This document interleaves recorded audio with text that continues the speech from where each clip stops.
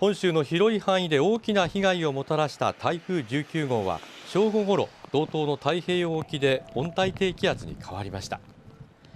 しかし道東の沿岸部では夜になっても風が強く、海は大しけとなる見込みで、引き続き注意が必要です。新千歳空港では羽田や成田、仙台などを結ぶ便を中心に116便が欠航となり、現在も運航の乱れが続いています。JR は在来線が道東方面の特急など20本、新幹線は新函館北斗発着の14本が運休となりました。